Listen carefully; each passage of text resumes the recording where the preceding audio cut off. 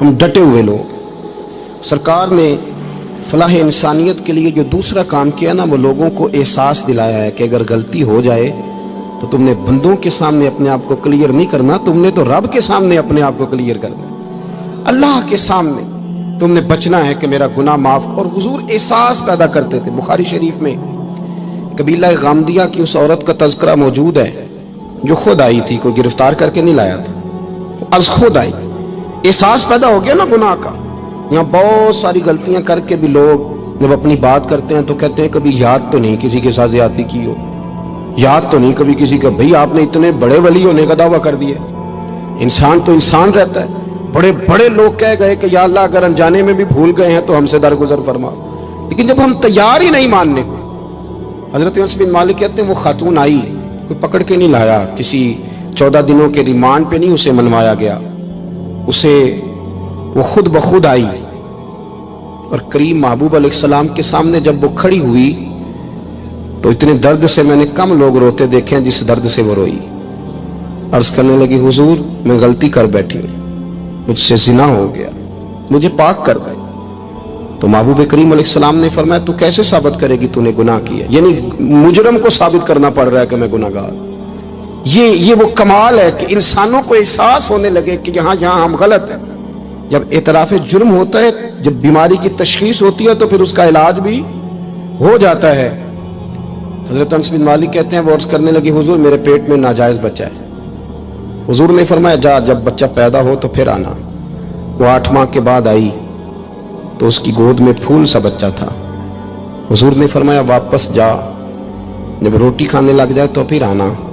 وہ 2 سال 2.25 سال دودھ پلاتی رہی، پھر جب آئی تو بچے کے ہاتھ میں روٹی کا ٹکڑا تھا۔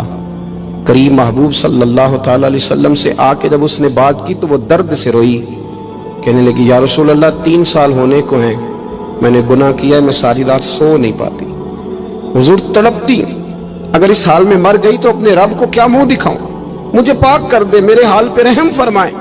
محبوب کریم صلی اللہ علیہ وسلم نے بچہ ایک صحابی کو دیا، فرمایا بچوں کی طرح پالنا، اور کہا اسے لے جاؤ، پتھر مار مار کے اسے سنسار کر دو۔ صحابہ کہتے ہیں اسے پتھر لگ رہے تھے اور حضور بے چینی کے ساتھ ٹہل رہے تھے۔ آ کے خبر دی حضور وہ تو وصال کر گئی، انتقال ہو گیا۔ فرمایا یہاں تک تو بات اس کی تھی۔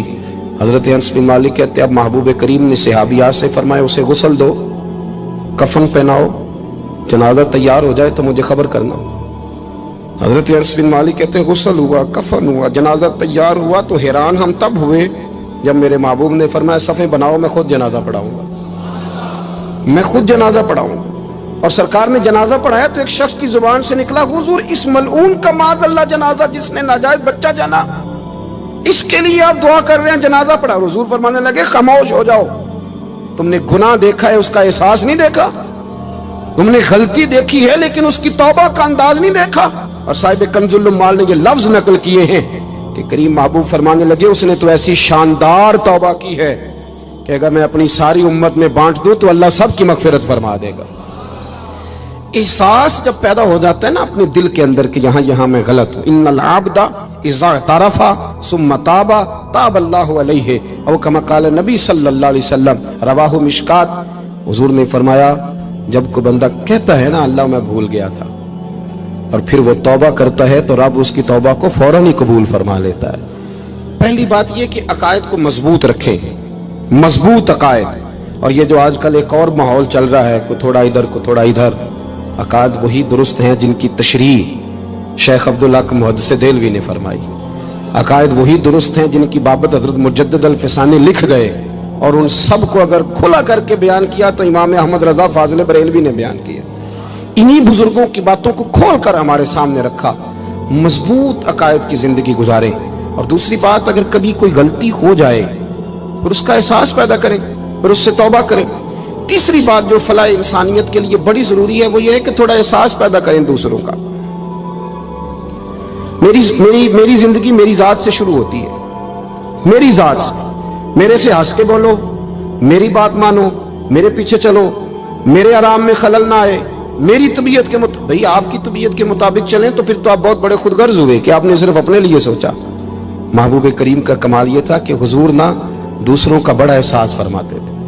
آپ بخاری مسلم کی وہ حدیث پڑھیں تو حیران ہو جائیں کہ سرکار فرماتے ہیں میں جب نماز کی نیت باندھتا ہوں تو میرا دل کرتا ہے میں لمبی نماز پڑھاؤں، جب میرا کسی کام کرنے کو دل کرے تو پھر میں ساری دنیا کو چلنی پڑے تو میں کر جاتا ہوں، لیکن حضور فرمانے لگے کہ میرا دل کرتا ہے میں لمبی نماز پڑھاؤں، لیکن پھر میرا خیال آتا ہے کہ پیچھے بوڑھے بھی ہیں، بیمار بھی ہیں، بچے بھی ہیں، یا رسول اللہ نماز اللہ کی اور خیال بندوں کا؟